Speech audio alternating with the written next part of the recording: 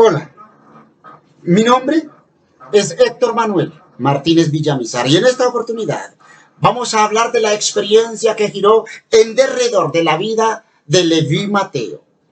Y vamos a aprender muchísimo al respecto de todo lo que giraba en derredor de este gran hombre de Dios. A ver, les cuento lo que sucedió. Y es que entre los funcionarios romanos que había en ese momento en Palestina, los más odiados eran los publicanos. El hecho de que las contribuciones eran impuestas, el hecho de que habían impuestos que tocaba pagarle a los romanos, esto hacía terrible la situación de los judíos y era como una potencia extraña. Esto era motivo de continua irritación, de continuo enfado para los judíos, pues les recordaba constantemente que su independencia ya se había desaparecido y los colaboradores y los que se dedicaban a trabajarle a Roma como cobradores de impuestos no eran simplemente instrumentos comunes y corrientes, sino que para el pueblo judío eran simple y llanamente instrumentos de opresión para el pueblo judío. Así que cometiendo extorsiones por su propia cuenta, los que cobraban impuestos se enriquecían, todo a expensas del pueblo, al punto de que un judío que aceptaba este cargo de mano de los romanos era considerado como traidor a la hora de ejercer y de habitar en la sociedad judía. Toda la nación lo consideraba como un traidor. Se le despreciaba como apóstata. Y por tanto, se le calificaba con los más viles de toda la sociedad. Y sí, ¿cómo les parece que a esa clase, era que pertenecía y permanecía y vivía y pertenecía a Leví Mateo? Quien, después de los 4 discípulos del Genezaret, fue el siguiente en ser llamado al servicio de Cristo. Y pues, los fariseos habían juzgado a Mateo según su empleo. Pero Jesús vio en este hombre un corazón dispuesto a recibir la verdad, puesto que Mateo había escuchado las enseñanzas del Salvador. ¿Saben ustedes qué fue? Que en la medida que el Espíritu Santo de Dios le revelaba a Mateo su pecaminosidad, él, Mateo, anhelaba pedir ayuda a Cristo. Pero él no se le acercaba porque él estaba acostumbrado a el carácter explosivo de los rabinos. Eso lo mantenía alejado. Además, él no había creído que este gran maestro se fijaría en él para nada. De hecho, para Mateo, que Jesús se llegara a fijar en él era algo literalmente imposible. Imposible.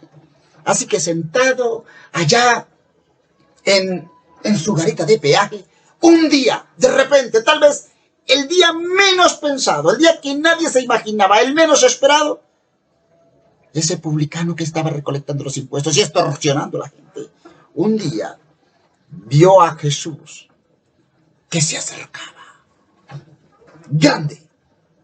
Grande fue su asombro, porque lo primero que oyó fue oír decir: sígueme. Mateo, dejando todas las cosas, levantándose, le siguió. Y no vaciló, no lo dudó, ni recordó el negocio lucrativo que iba a cambiar por la pobreza y por las penurias. Solo le bastaba estar con Jesús. Eso era lo único que añoraba en realidad. Poder escuchar sus palabras y unirse a él en esa obra que Jesús hacía. Lo admiraba. ¿Sabes? Asimismo, de la misma forma, así había sido con los discípulos antes llamados. Cuando Jesús invitó a Pedro, cuando Jesús invitó a sus discípulos compañeros a seguirle, ellos inmediatamente dejaron todo, sus barcos, sus redes. Y sepa usted que algunos de esos discípulos tenían familia, tenían deudos que dependían de ellos para su sustento. Pero cuando recibieron la invitación del Salvador, no vacilaron. Ellos no dudaron ni preguntaron, ¿y ahora, cómo voy a vivir? ¿Cómo viviré? Ellos no preguntaron, ¿cómo sostendré a mi familia? Simple y llanamente fueron obedientes al llamamiento. Y así como ellos decidieron ser obedientes al llamamiento, así también recibieron. Y cuando más tarde Jesús les preguntó, cuéntenme, y cuando os envié sin bolsa, cuéntenme cuando los envié sin alforja y sin zapatos, ¿les faltó algo? Ellos respondieron, nada. ¿Sabe por qué respondieron los discípulos que nada? Porque a Mateo en su riqueza y a Andrés y a Pedro en su misma pobreza llegó exactamente la misma prueba. Y cada uno hizo la misma consagración. Y es que en el momento del éxito, cuando las redes estaban llenas de peces, en ese momento que había todo y que nada se necesitaba, entonces fue justo en ese mismo momento en que eran los impulsos más fuertes de la vida antigua. Y es que Jesús pidió a sus discípulos, les invitó a que lo siguieran cuando estaban a la orilla del mar, que lo dejasen todo para dedicarse por completo a la obra del Evangelio. Así también y de la misma manera es probada cada alma para ver si el deseo de los bienes temporales prima sobre el de la comunión con Cristo. Y es que los buenos principios son siempre exigentes. Nadie puede tener éxito en el servicio de Dios a menos que todo su corazón, todo su anhelo, toda su vida esté en la obra. Solo hasta que tenga todas las cosas por perdidas frente a la excelencia del conocimiento de Cristo, nadie que tenga reserva alguna puede llegar a ser discípulo de Cristo en realidad. Y mucho menos puede llegar a ser su colaborador. Cuando los hombres aprecien, cuando los hombres entiendan, valoren, aprecien la gran salvación, se verá en su vida entonces el sacrificio propio que se vio en la vida de Cristo. Inmediatamente se regocijarán y querrán seguirle a donde quiera que Él los guíe. Y bueno, sepan ustedes que esto no fue tampoco todo color de rosa para los que decidieron seguir a Jesús, ya que el llamamiento de Mateo al discipulado exigió y inmediatamente excitó toda una gran agitación, puesto que muchos no podían aceptar que un maestro religioso de la altura de Jesús exigiese a un publicano, a un traidor judío, y que lo admitiese como uno de sus compañeros inmediatos. Y es que, según ellos los rabinos, según se veía, los rabinos no entendían. Y en esa confusión que ellos mismos se armaban de adrede, ellos querían y entendían que era una ofensa contra las costumbres religiosas, contra las costumbres sociales, contra las costumbres nacionales, y por eso, con su sagacidad, con esa sagacidad malintencionada y apelando a los prejuicios de la gente, los fariseos esperaban volver en contra de Jesús a toda la corriente del sentimentalismo popular. Querían echar encima a la gente y a los discípulos. Fue así que se creó un extenso, un poderoso, un gran interés entre los publicanos en ese momento. Mateo en su corazón fue traído hacia el divino maestro. Y fíjese usted que en el gozo de su nuevo discipulado, Mateo anhelaba llevar a Jesús a todos sus antiguos asociados. Y en ese deseo de querer servirle y de testificar, decidió y elaboró todo un plan para hacer todo un banquete. Se dio y se puso a la tarea y organizó todo un banquete en su casa. Y convocó a ese banquete a sus parientes, convocó a ese banquete a sus amigos. Y fíjense que no solamente fueron incluidos los publicanos, no, sino que también a ese mismo banquete y con esas mismas garantías fueron invitados muchos otros de reputación dudosa según los rabinos.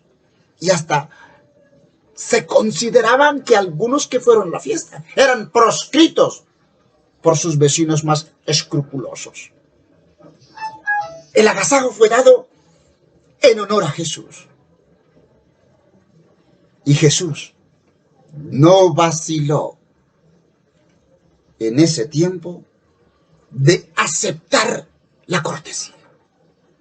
Sin embargo, bien sabía el Señor que esta situación de haber aceptado esta cortesía lo iba a enfrentar con todo el partido farisaico y que lo comprometería a los ojos de todo el pueblo.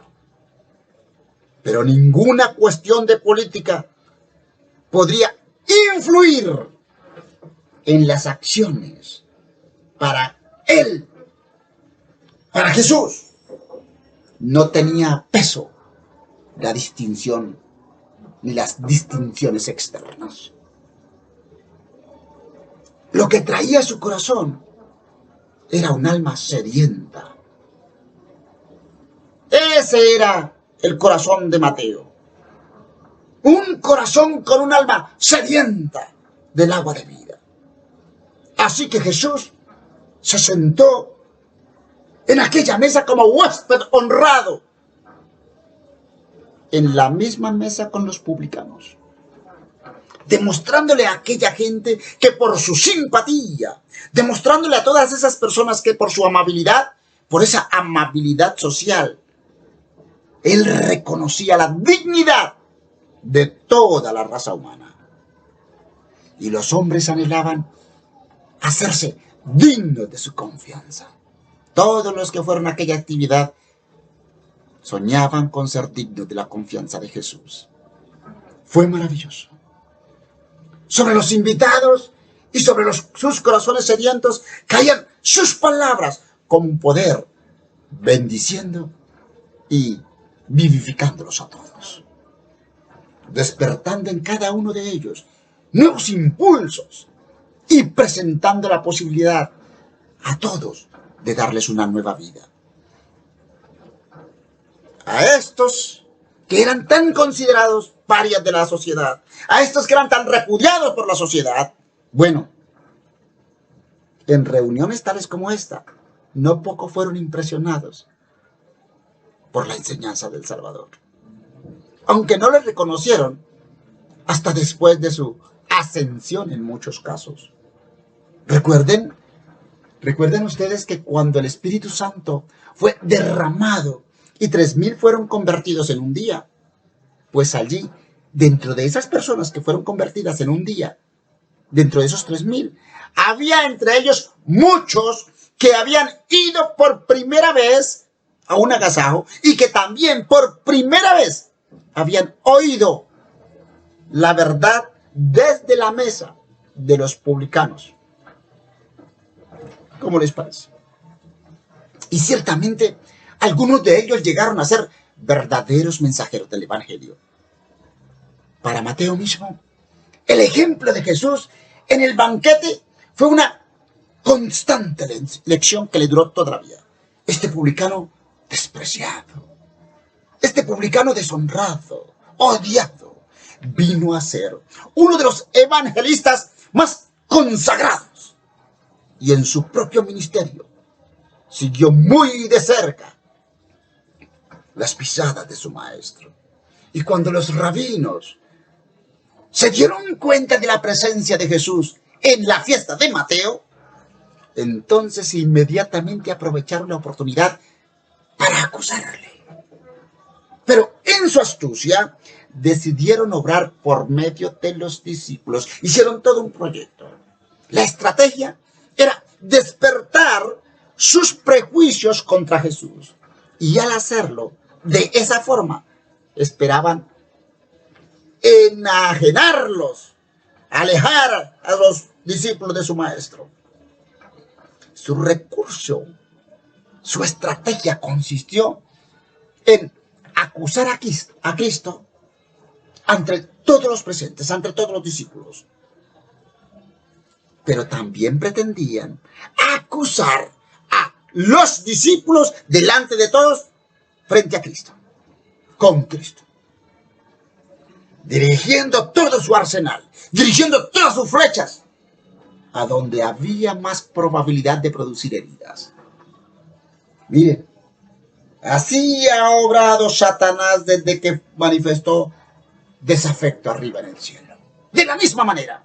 Y sepa usted hoy que todos los que tratan de causar discordia, de causar enajenamiento, esos también son impulsados por el espíritu del mal.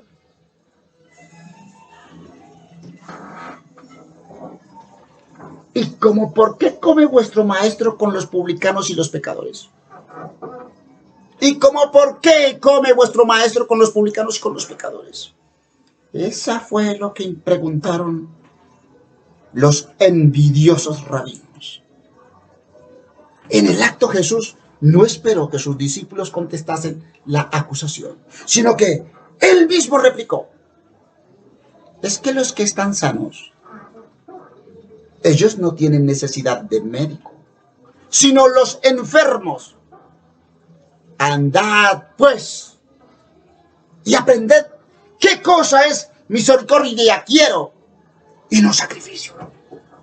Porque yo no he venido al llamar a justos, sino a pecadores a el arrepentimiento. Y es que los fariseos pretendían ser espiritualmente sanos. Sí, ellos no estaban enfermos. Y por lo tanto, ellos como no estaban enfermos, ellos no eran pecadores, por lo tanto, ellos no tenían necesidad de médico. Mientras ellos, los rabinos, consideraban que los publicanos, los rabinos consideraban que los gentiles, esos sí estaban pereciendo y que tenían terribles enfermedades del alma. En la hipocresía fariseica, ellos no veían que el médico estaba haciendo su labor. Ok, ¿de qué otra forma? ¿Hay alguna mejor? ¿Qué acaso no consistía pues su obra como médico en ir a la clase que necesitaba su ayuda? Pero la realidad era que aunque los fariseos tenían tan alto concepto de sí mismos, estaban realmente en peor condición que aquellos a quienes despreciaban. Lo interesante en este asunto era que los publicanos tenían menos fanatismo. Lo interesante en este asunto era que los publicanos, ellos tenían menos suficiencia propia que los mismos rabinos y los fariseos. Y así, por lo tanto, eran más susceptibles de la influencia de la verdad. Jesús les dijo a los rabinos: andad pues y aprended qué cosa es misericordia quiero y no sacrificio. Así demostró Jesús que mientras los fariseos aseveraban exponer la palabra de Dios, ignoraban completamente su espíritu. Esta fue para ellos una gran humillación, pues los fariseos fueron acallados en ese mismo momento, pero quedaron tanto más resueltos en su enemistad. Así que buscaron luego a los discípulos de Juan el Bautista, y trataron de levantarlos contra el Salvador. Acordémonos que esos fariseos no habían aceptado la misión de Juan el Bautista, y además habían señalado con escarnio que Juan el Bautista era un pecador, y les fastidiaba su vida abstemia. Les fastidiaba las costumbres sencillas, sus ropas burdas. Y por eso, y por otras cosas, le habían los rabinos declarado a Juan el Bautista que era un fanático. Porque Juan les denunciaba su hipocresía. Ellos habían resuelto acabar como fuera con Jesús. Y también en su momento, ellos habían resistido a las palabras de Juan y habían tratado de iniciar al pueblo contra mismo Juan el Bautista. Miren, fíjense que el Espíritu de Dios había obrado en los corazones de estos escarnecedores a través de Juan, convenciéndolos de pecado a través de Juan. Pero ellos habían rechazado todo el consejo de Dios. Y en su obstinada posición, habían declarado que Juan estaba poseído por un demonio. Ellos habían dicho que en realidad Juan estaba poseído por un demonio. Pero ahora que Jesús había venido y andaba entre la gente, comiendo como era lógico y bebiendo en sus mesas, le acusaban de glotón, le acusaban de bebedor, cuando los mismos que hacían esa acusación, ellos eran culpables. Fíjense usted que es así. De la misma manera como Satanás representa falsamente a Dios y lo reviste de sus propios atributos. Es decir, dice Satanás que Dios es igual de hipócrita a él. Siempre, a lo largo de toda la historia, la conducta de los mensajeros de Dios fue falseada por esos hombres perversos. Los fariseos no querían considerar que Jesús comía con los publicanos y los pecadores para llevarlos de la tierra al cielo. Jesús quería sacarlos de las tinieblas a la luz. Ellos no lo querían ver. No querían ver que cada palabra pronunciada por el Divino Maestro era una simiente de vida viva que iba a germinar y a llevar frutos para la gloria de Dios.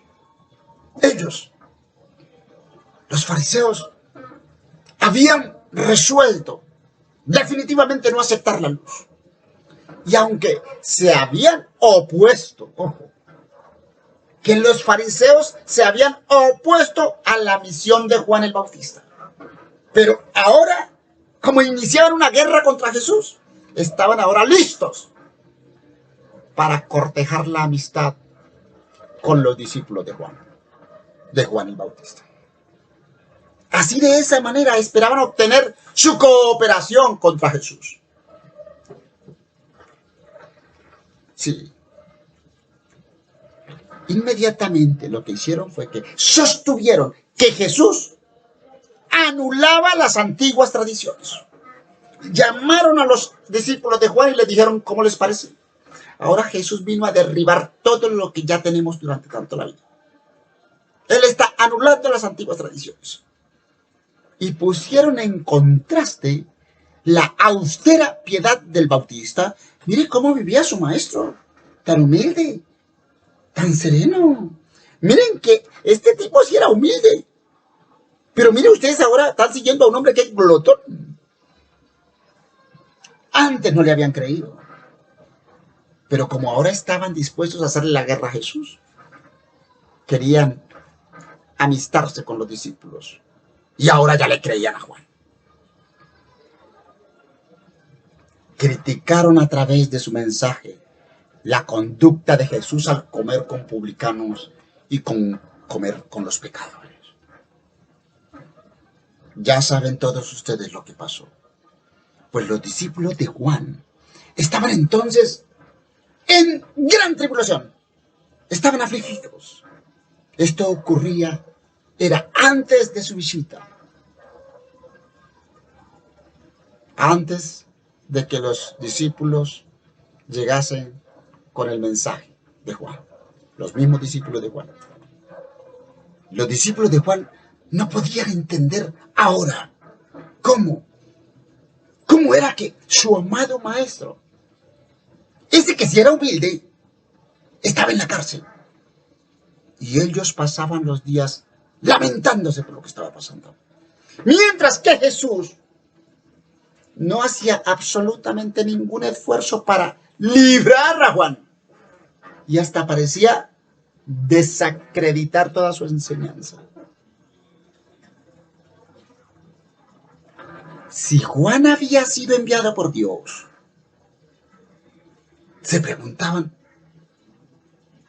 ¿por qué seguían a Jesús y sus discípulos? ¿Por qué lo seguían? Si había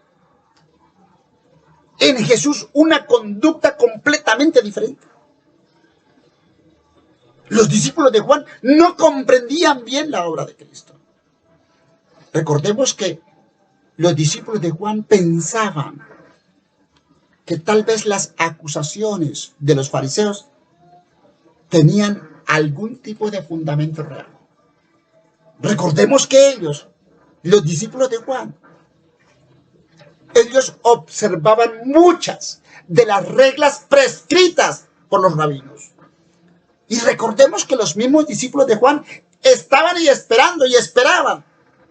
Ellos todo lo que hacían, lo hacían justificados por las obras de la ley. Ellos hacían porque entendían ser justificados por las obras de la ley. Asimismo, el ayuno era practicado por los judíos con un acto de mérito. Y los más estrictos ayunaban dos días cada semana. Además, los fariseos y los discípulos de Juan también ayunaban. Es más, cuando los mismos discípulos de Juan vinieron a Jesús con la pregunta, ¿por qué nosotros y los fariseos ayunamos muchas veces y tus discípulos no ayunan? Jesús le contestó muy afectuosamente, muy respetuoso, muy comprensivamente. Jesús no trató de corregir su concepto erróneo del ayuno, sino tan solo con respecto a su propia misión. Y lo hizo empleando la misma figura, exactamente la misma figura que el Bautista había usado en su testimonio acerca de Jesús. Recuerden que Juan había dicho, el que tiene la esposa es el esposo, mas el amigo del esposo que está en pie y le oye, se goza grandemente de la voz del esposo. Así pues, este mi gozo no es cumplido. Los discípulos de Juan no podían menos que recordar estas palabras de su maestro. Y siguiendo con la ilustración en ese momento, Jesús les dijo, podéis hacer que los que están de bodas ayunen entre tanto que el esposo está con ellos. Y es que en verdad el príncipe del cielo estaba en ese momento con su pueblo. El mayor don del Dios había sido dejado al mundo. Había gozo para los pobres. Porque Cristo había venido a hacerlos herederos de su reino. Miren, había gozo para los ricos, porque Jesús había venido a enseñar y a obtener las riquezas eternas. También había gozo para los ignorantes, porque los iba a hacer sabios para la salvación. También había gozo para los sabios, pues Él les iba a abrir misterios más profundos que jamás hubieran sondeado, ya que las verdades que habían estado ocultas desde la misma fundación del mundo iban a ser ahora reveladas a los hombres por la misión del Salvador. Juan el Bautista, él mismo se había regocijado de contemplar al Salvador. ¡Qué ocasión! ¡Qué ocasión de regocijo tenían sus discípulos! Con su privilegio tan enorme de poder andar. ¡Qué honor tan grande de poder hablar con la misma majestad del cielo! No, claro que no. Este no era para ellos tiempo de llorar. No era tiempo de ayunar. Debían abrir su corazón para recibir la luz de su gloria, a fin de poder derramar luz sobre aquellos que moraban en tinieblas y sobre sombra de muerte. Las palabras de Cristo habían evocado un cuadro brillante, pero la cruzaba una densa sombra que solamente su ojo, el ojo de Jesús, la podía discernir. Y contemplando los futuros dijo: vendrán días, así dijo, vendrán días cuando el esposo les será quitado. Entonces ayunarán en aquellos días. Ciertamente, cuando viesen a su Señor traicionado, ciertamente cuando viesen a su Señor crucificado, los discípulos llorarían y ayunarían. Recuerden lo que dijo en las últimas palabras que le dirigiera allá en el aposento alto. Dijo: un poquito y no me veréis. Y otra vez un poquito y me veréis. De cierto os digo que vosotros lloraréis y lamentaréis, y el mundo se alegrará. Empero, aunque vosotros estéis tristes, vuestra tristeza se tornará en gozo. Cuando saliese de la tumba, su tristeza se tornaría en gozo.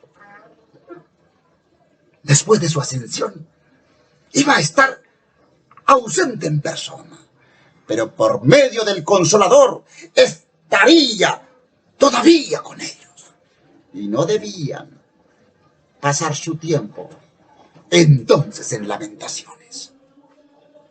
Esto de que pasaran en lamentaciones era lo que Satanás quería. Satanás deseaba que diesen al mundo la impresión de que habían sido engañados. Satanás deseaba que diesen al mundo la impresión de que habían sido chasqueados. Pero por la fe habían de mirar al santuario celestial, donde Jesús ministraba con ellos. Debían abrir su corazón al Espíritu Santo, su representante, y regocijarse en la luz de su presencia. Sin embargo, iban a venir días de mucha tentación, iban a venir días de mucha angustia y de muchas pruebas. cuando Cristo no estuviera personalmente con ellos y no alcanzaran a discernir el Consolador, entonces serían más apropiados esos días para llorar y para ayunar. Y es que los fariseos trataban de exaltarse por su rigurosa observancia de las formas. Los fariseos querían que el mundo viera como ellos se cumplían, mientras que su corazón estaba lleno de envidia y de discordia, de disensión. Y aquí dice la Escritura que para contiendas y para debates ayunáis, y para herir con el puño inicuamente. No ayunéis como hoy, para que vuestra voz sea oída en lo alto. ¿Es tal el ayuno que yo escogí? Que de día aflija al hombre su alma y que encorve su cabeza como junco y haga cama de saco y ceniza. ¿Llamaréis esto ayuno y día agradable a Jehová? Sepan que el verdadero ayuno no es una sencilla práctica de un ritual, no. La Escritura describe el ayuno de Dios de una manera muy particular. De hecho, así la describe: desatar las ligaduras de la impiedad. Desatar las ligaduras de la impiedad. Deshacer los haces de opresión.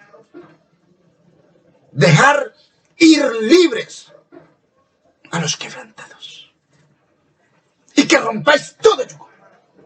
Que derraméis tus almas al hambriento. Y que saciaréis las almas de los afligidos. En estas palabras se presenta el espíritu y el carácter de la obra de Cristo. Y en estas mismas palabras puede usted ver que toda la vida de Jesús fue un sacrificio de sí mismo, únicamente por la salvación del mundo. Ahora que Jesús ayunara en el desierto, en la tentación, ahora que Jesús comiese con los publicanos en el banquete de Mateo, siempre estaba dando su vida para la redención de los perdidos. Pues el verdadero espíritu de devoción no se manifiesta con ociosos lamentos, no. Ni en la mera humillación corporal y los múltiples sacrificios, no, claro que no, por supuesto que no. Sino que en la entrega del yo a un servicio voluntario a Dios y al hombre. Continuando su respuesta a los discípulos de Juan, Jesús pronunció una parábola diciendo: miren, nadie mete remiendo de paño nuevo en vestido viejo. De otra manera, el nuevo se rompe. Y el viejo no conviene remiendo nuevo. El mensaje de Juan el Bautista no había de entretejerse con la tradición y con la superstición. Esto era lo que quería decir. Que el mensaje que Juan había traído no se podía entretejer con la superstición que ellos ahora tenían. Una tentativa de fusionar la hipocresía de los fariseos con la devoción de Juan no lograría sino hacer más evidente el abismo que había entre ellos. Ni tampoco podía unirse los principios de la enseñanza de Cristo con las formas del fariseísmo. Cristo no había de cerrar la brecha hecha por las enseñanzas de Juan, no. Él iba a hacer aún más definida la separación entre el antiguo y lo nuevo. Jesús ilustró aún más este hecho cuando él mismo dijo: nadie echa vino nuevo en cueros viejos. De otra manera, el vino nuevo rompe los cueros y el vino se derramará y los cueros se perderán. Sepa usted que los odres, estos odres que se solían usar, que se usaban como recipientes para poder echar el vino que era nuevo, después de un tiempo se secaban y se volvían partidizos, quebradizos, y ya no podían servir más para el mismo fin. Con esta ilustración tan familiar, Jesús presentó la condición que presentaban en ese momento los dirigentes judíos y los sacerdotes. Con esa situación y con esa representación, Jesús quiso decir cómo era la situación de los escribas y de los gobernantes en ese momento. Así demostró que todos estaban sumidos en una rutina de ceremonias y que lo único que tenían eran tradiciones. Sus corazones, los de los rabinos, se habían contraído, igual que los odres resecados a los cuales se les había comparado. Y así, mientras permanecían satisfechos con una religión legal, les era imposible ser depositarios de la verdad viva del cielo. Ellos pensaban que para todo bastaba su propia justicia. Ellos pensaban que para todo bastaba sus propias obras. Y no deseaban que entrase un nuevo elemento a sus creencias, a su religión. No aceptaban la buena voluntad de Dios para con los hombres, como algo separado de ellos. La relacionaban con el mérito propio de sus buenas obras.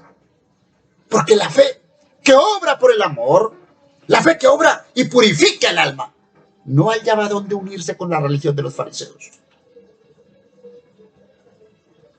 Esta religión de ellos estaba siempre compuesta de ceremonias, de rituales y de órdenes humanas. Ese esfuerzo de aunar las enseñanzas de Jesús con la religión establecida sería vano. Sería en vano, porque la verdad vital de Dios, como el vino en fermentación, reventaría los viejos y los decadentes odres de la tradición y de la religión farisaica. Los fariseos se creían demasiados sabios, demasiados conocedores, sabían más religión que Dios para necesitar instrucción, demasiado justos para necesitar salvación, demasiados altamente honrados se creían ellos para necesitar la honra que proviene de Cristo. Entonces el Salvador se apartó de ellos para hallar a otros que quisieran recibir el mensaje del cielo. Sí. Y fue en ellos, fue en los pecadores y fue en los mismos pescadores, esos que no tenían instrucción, que no habían ido a la universidad, que no habían ido a los grandes institutos. Fue en ellos, fue en los publicanos de la plaza, fue en la mujer de Samaria, fue en el vulgo que le oía gustosamente que Jesús halló sus nuevos odres para el nuevo vino. Mire usted, los instrumentos que han de ser usados en la obra del Evangelio, en los últimos días que pasará el planeta Tierra, en las horas más angustiosas de nuestra tierra, son las almas que reciben gustosamente la luz que Dios les manda. De hecho, son sus agentes para impartir el conocimiento de la verdad al mundo. Miren, y miren de una vez, si por medio de la gracia de Cristo los suyos quieren llegar a ser nuevos odres, entonces Jesús los llenará con nuevo vino. Y es que en las enseñanzas de Cristo, aunque representada por el vino nuevo, no era en realidad una doctrina nueva, no lo era, sino la revelación de lo que había sido enseñado desde el mismo principio, desde la fundación del mundo. Pero era ahora, en este conflicto, que los fariseos, eran los fariseos los que estaban viendo esto, y con una trampa habían dicho que Jesús venía a derribar todo. Porque para los fariseos la verdad de Dios había perdido todo significado y hermosura originales. Para ellos, la enseñanza de Cristo era una nueva religión, en casi todo respecto. Y no la reconocían y no la aceptaban. Entonces Jesús señaló el poder que la falsa enseñanza tiene para destruir el aprecio y el deseo de la verdad. Y dijo, ninguno, dijo él, que bebiere del añejo quiere luego el nuevo. Porque dice, el añejo es mejor. Toda la verdad que había sido dada al mundo por los patriarcas, toda la verdad que había sido dada al mundo por los profetas, resplandecía con nueva belleza en las palabras de Cristo. Pero los escribas y los fariseos no deseaban el precioso vino nuevo hasta que no se vaciasen sus vejigas en sus tradiciones y en su religión, en sus ceremonias, en sus ritos, en sus cultos, costumbres y prácticas. No tenían en su mente, no tenían en su corazón lugar, sino para ritos, para ceremonias, pero no para las enseñanzas de Cristo.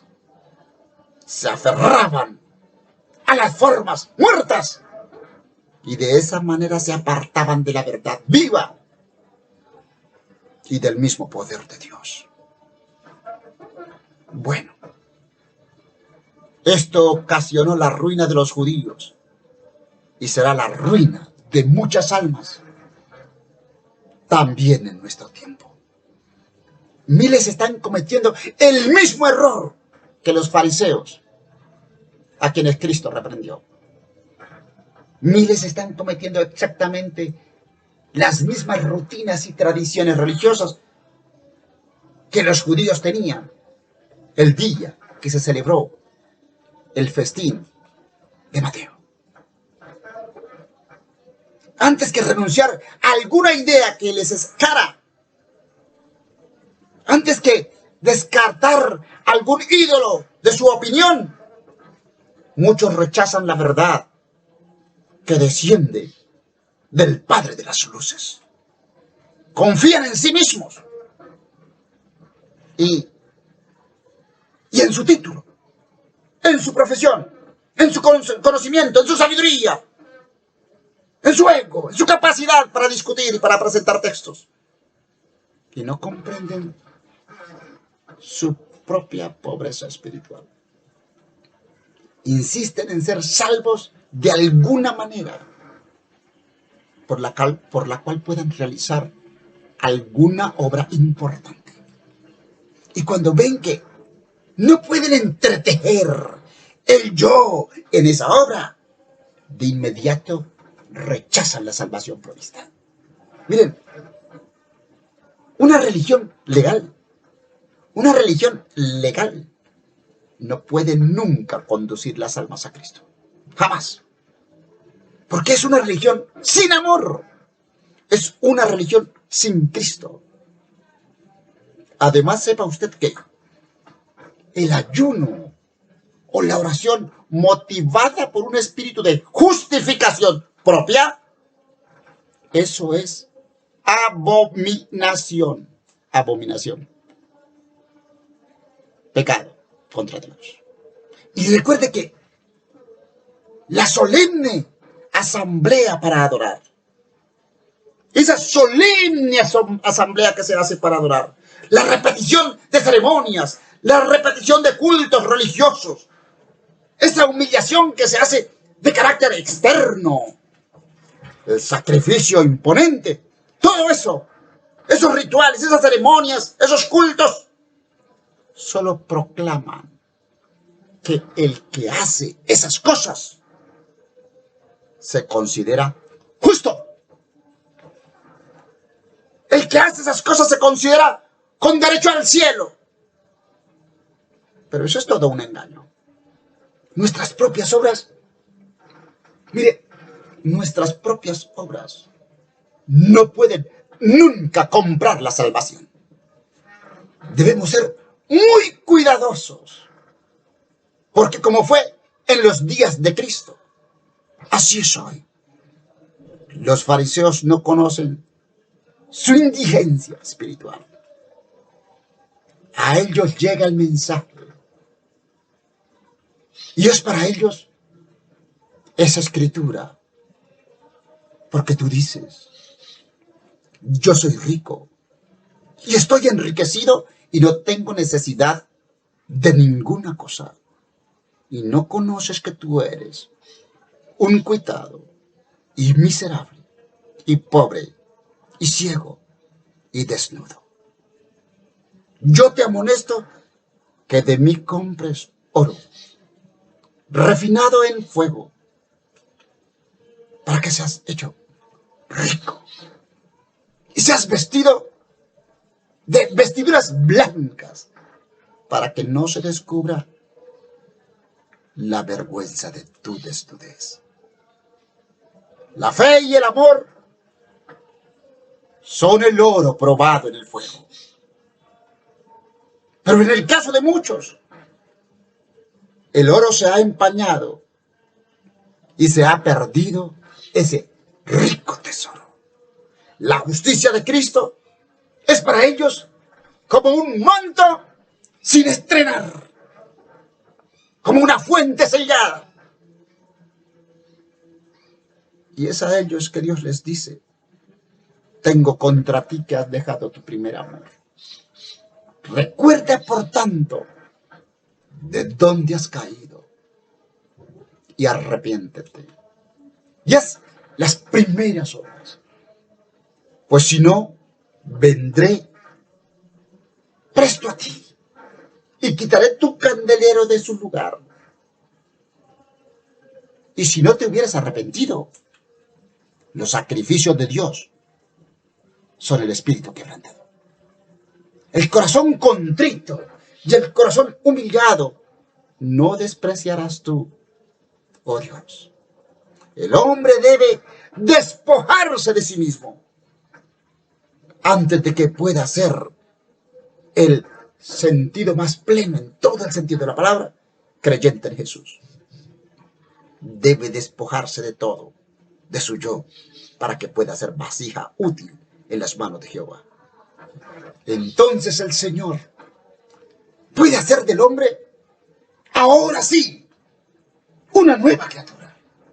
Los nuevos odres pueden contener entonces el nuevo vino de su palabra. El amor de Cristo animará al creyente con nueva vida en aquel que mira al autor, en aquel que mira el consumador de nuestra fe, en ese que ha decidido aceptar a Jesús En ese se manifestará el verdadero carácter de Cristo. Es para usted. Este llamado es para usted. Mi nombre es Héctor Manuel Martínez Villamizar. Nos veremos en el próximo video.